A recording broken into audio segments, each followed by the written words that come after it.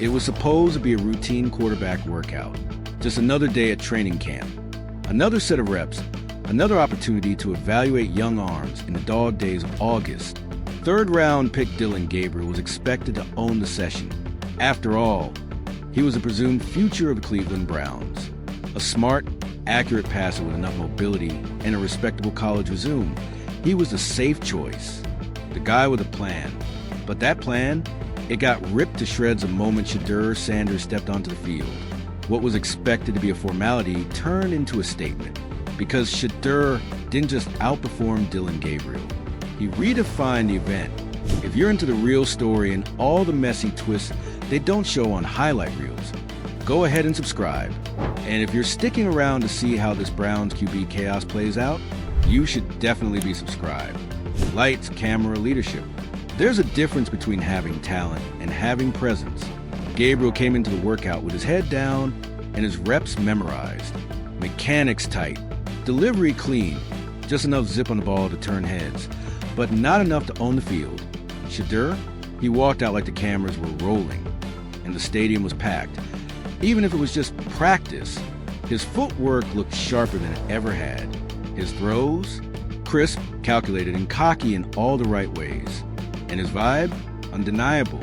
He wasn't just trying to win the job. He was taking the spotlight and refusing to give it back.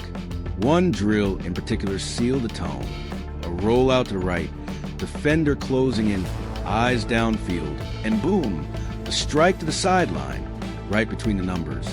Same play Gabriel had just run 2 reps earlier and underthrown. Coaches didn't need to say anything. The difference was loud, even in silence. The swagger gap. Let's talk about what nobody wants to say out loud. Charisma matters. It shouldn't, at least not entirely. But in 2025, your quarterback is more than a guy who calls plays. He's a brand ambassador, a locker room voice, a PR filter, and the centerpiece of your social media strategy. And while Dillon Gabriel has plenty of solid qualities, he's smart, respectful, and diligent. He doesn't own a room. Shedeur does. He doesn't just throw dimes. He throws them while smiling, backpedaling, and talking to his receiver before the ball even hits his hands. He runs drills like he's been doing them for 10 years. His body language screams, QB1, even when he's repping with the twos. And that difference is not just style, it's leadership. Jimmy Haslam saw everything he needed. Let's cut to the sideline for a second. Because standing off to the side, arms crossed, expression unreadable, but eyes locked in, was Browns owner Jimmy Haslam. This wasn't some bored owner scrolling through text messages or leaving early for a donor dinner. Haslam was watching closely, and when Shedeur dropped his 3rd deep ball touchdown of the day into the bucket, even Haslam couldn't hold the poker face. He gave a nod. You know the one. The, okay, maybe we were wrong, nod. And that's when you knew the energy shifted. Because when the owner starts reconsidering who the future is, everything changes. Dillon Gabriel, solid but not surging. Now, let's be clear. Dillon Gabriel isn't a bust. He's got NFL qualities. He reads the fences well. He can run a West Coast scheme. And he has a quick release that's built for timing routes. But the gap between him and Shedeur is less about what's missing and more about what's not exploding. Gabriel looks like a quarterback. Shedeur looks like a franchise. Gabriel makes the right reads. Shedeur makes the right reads and turns them into ESPN segments. That's the difference between QB2 and QB1, between safe and special. And in this workout, that difference was visible on every snap. Gabriel's passes were fine, short completions, a few nice checkdowns, some timing throws across the middle.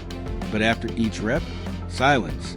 Then Shedeur steps up, same play, same defense, touchdown, again and again, and now everyone's talking. That's what Gabriel's up against. Not a better thrower, not a better resume. A phenomenon in the making. Shedeur's cerebral game. Why the coaches are reconsidering. One moment that stood out to insiders during the workout came during a 2-minute drill simulation.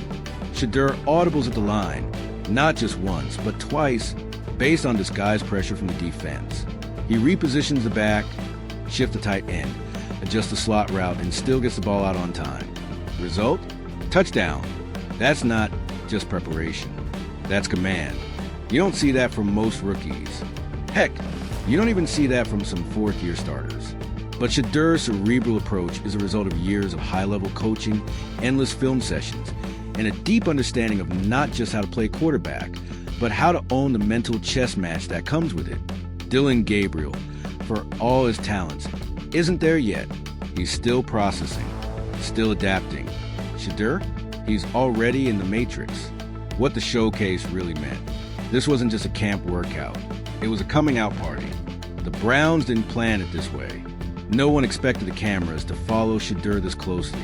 But by the end of the session, everyone, from coaches to teammates to ownership, was talking about one thing. Did we get this quarterback room backward? Because that fifth-round pick just looked like the most ready-made rookie in the entire AFC. And now, the pressure's not on Shedeur to prove himself. It's on the staff to explain why he isn't taking more reps. Brand value meets field value. You want to talk modern NFL? Then you need to talk marketability. And here's the truth. Shedeur Sanders is not just a quarterback. He's a brand package. His NIL empire at Colorado didn't vanish when he entered the league. If anything, it's grown. His interviews trend.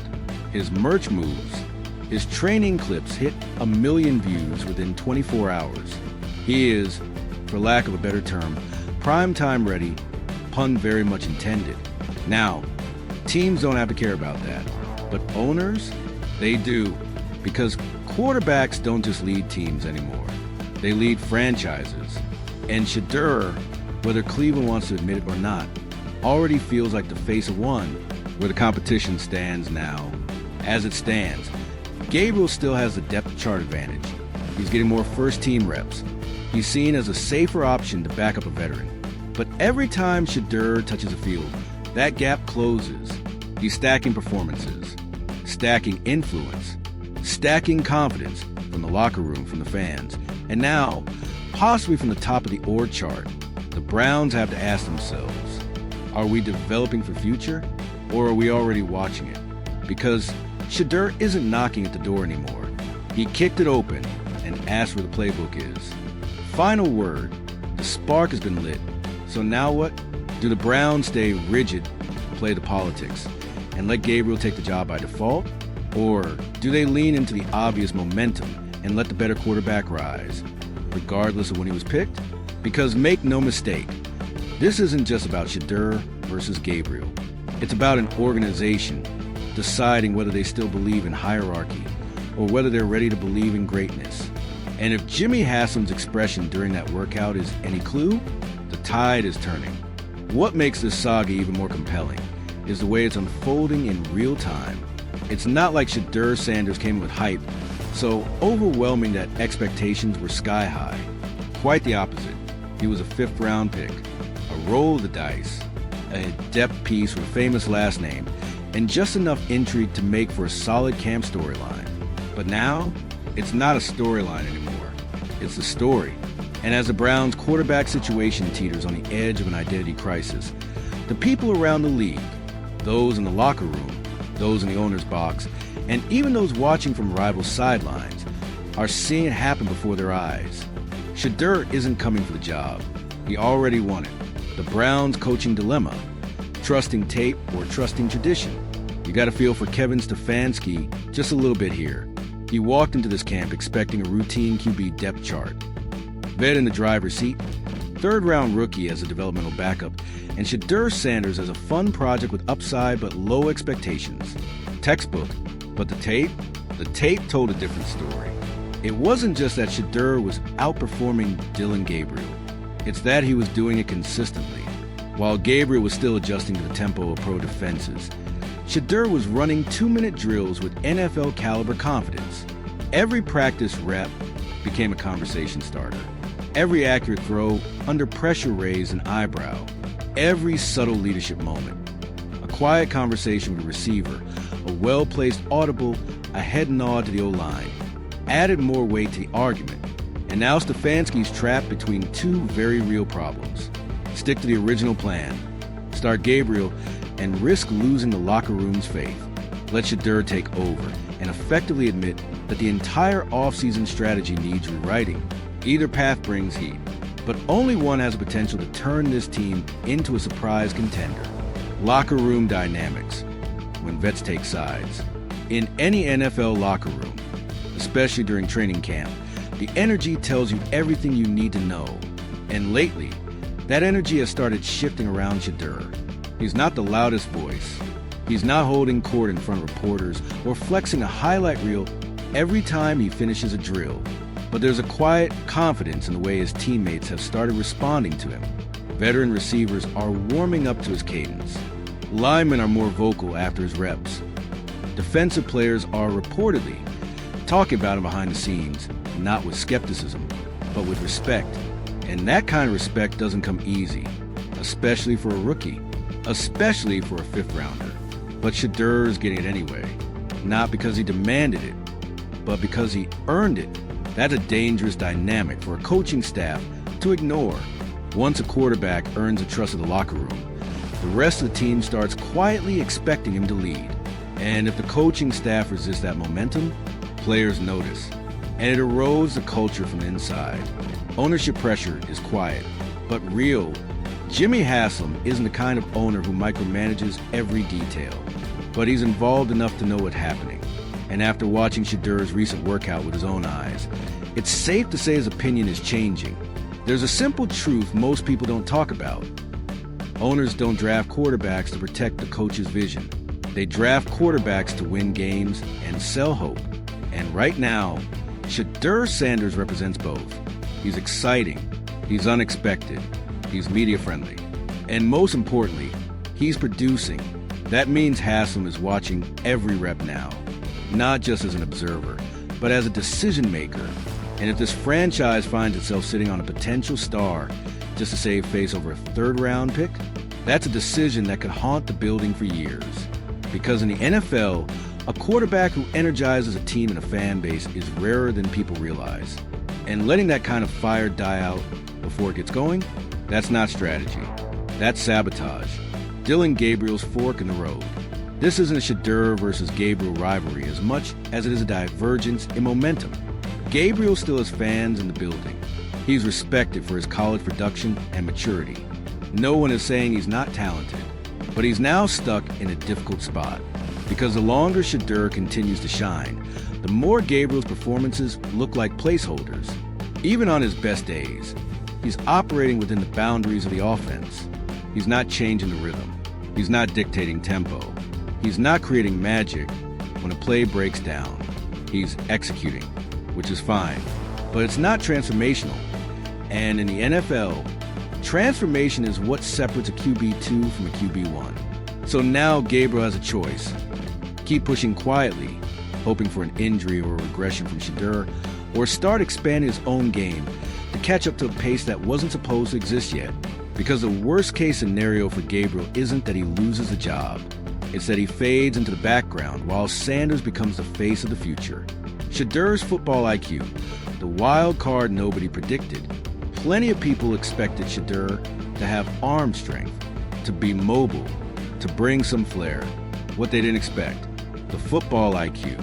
In film sessions, he's dissecting coverages before the coaches even ask. He's diagnosing blitz packages on the fly. He's offering suggestions mid-practice that actually get implemented in the next series. That's not rookie behavior. That's field general behavior. One coach reportedly told a teammate, "This kid's already operating at year 3 speed." That's the part the cameras can't fully capture. You see the spirals. You see the touchdowns. But what's happening between the whistles, the processing speed, the decision-making, is where Shedeur is pulling away. And you can't teach that. You can only recognize it. Fan reaction. The underdog story with star power.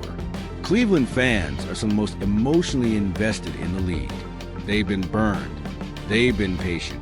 And they've been told time and time again to trust the plan. But now that plan is being disrupted by a player nobody expected. And fans are loving it. Training camp clips of Shedeur are circulating like wildfire. Jerseys are already